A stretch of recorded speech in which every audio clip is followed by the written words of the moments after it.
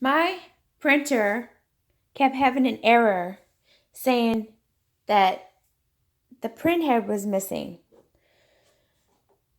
I troubleshooted with HP and they couldn't help me. I figured this out on my own. This is what I did. There's a lever.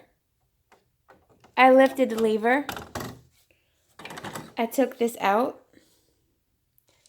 And then I simply wiped this strip off with paper, as you can see. And then I simply put it back and close the lever, and it totally fixed my problem.